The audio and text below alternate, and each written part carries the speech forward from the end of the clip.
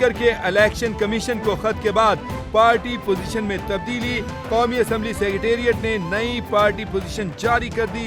नई party position में कौमी असम्बली से तहरीक इंसाफ का वजूद खत्म। लाहौर हाई कोर्ट ने डिप्टी कमिश्नर लाहौर को शाम 5 बजे तक तहरीक इंसाफ को जलसे की इजाजत देने से मुतालिक फैसला करने का हुक्म दे दिया। मवासलाती आलात से धमाकों के बाद जनूबी लबनान में मजीद हमले। इसराइल ने मसल जबल और वादी बका समेत 70 मकामात पर 100 से जायद हमले कर दिए। भारत छोड़ दिया, मारूफ मजहबी मुबल्लिग डॉक्टर जाकिर नाइक पाकिस्तान में रहेंगे।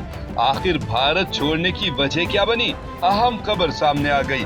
एक पाकिस्तानी यूट्यूबर से इंटरव्यू में डॉक्टर जाकिर नाइक ने कहा कि मोदी सरकार ने जब मकबूजा जम्मू कश्मीर की आईनी हैसियत तब्दील की तब अपना एक नुमाइंदा मलेशिया भेजा, जिसने उनसे कहा कि मोदी सरकार कश्मीर पर आपकी हिमायत चाहती है। डॉक्टर जाकिर नाइक ने ऐसा करने से साफ इनकार कर दिया। गिरफ्तारी का खौफ या कुछ और? लाहौर जलसे से पहले शेर अफजल मरवत के कोरोना पर सवाल उठने लगे। पाकिस्तान तहरीक इंसाफ के दबंग लीडर शेर अफजल मरवत को लाहौर जलसे से पहले कोरोना हो गया। उन्होंने बीमारी की खबर एक्स पर शेयर की। लिखा कि बीमार होने के बाद इब्तदाई टेस्टों से पता चला कि मैं कोविड-19 से मुतासिर हूँ। मेरा दर्जा हरारत बहुत ज्यादा है और मेरा जिस्म दर्द कर रहा है। मैं हॉस्पिटल में दाखिल हूँ और मैं आप सबसे दरख्वास्त करूँगा कि मेरी जल्द सेहतियाबी के लिए दुआ करें।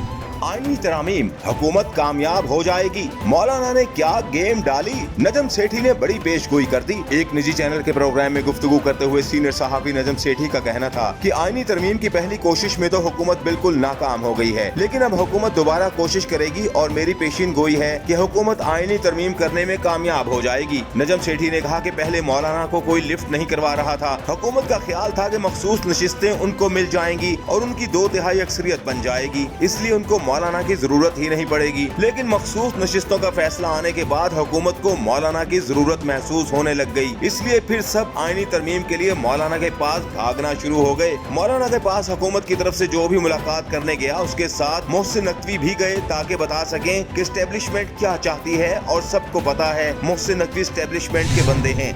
बिलावल भुट्टो दुरुस्त नहीं कह रहे, वीडियो बनी हुई है, पब्लिक कर दें। कामरान मुर्तजा अपनी बात पर डट गए। एक निजी चैनल के प्रोग्राम में गुफ्तगू करते हुए JUI के सीनियर रहनुमा कामरान मुर्तजा से सवाल किया गया कि आपने बयान दिया था कि जब आपने आर्टिकल 8 के हवाले से बिलावल भुट्टो से बात की तो उन्होंने कहा था कि मजबूरी है, तो आज आपके बयान पर रद्द अमल देते हुए बिलावल भुट्टो ने कहा कि हमारी कोई मजबूरी नहीं थी, कोई डर नहीं था, आप लोगों के आने से पहले ही आर्टिकल 8 को वो निकलवा चुके थे। आप इस हवाले से कुछ कहना चाहेंगे? कामरान मुर्तजा ने जवाब दिया कि बिलावल भुट्टो दुरुस्त नहीं कह रहे, मैं अपनी बात पर खड़ा हूँ। PTI का लाहौर में जलसा होगा या नहीं? हामिद मीर के बयान ने सबको चौंका दिया। एक निजी चैनल के प्रोग्राम में सीनियर सहाफी हामिद मीर से गुफ्तगू करते हुए मुस्लिम लीग नून के रहनुमा बैरिस्टर अकील का कहना था, मेरे ख्याल से मुश्किल है कि पाकिस्तान तहरीक इंसाफ को लाहौर में जलसा करने की इजाजत दी जाएगी। मुझे नहीं लगता कि PTI को जलसे की इजाजत मिलेगी।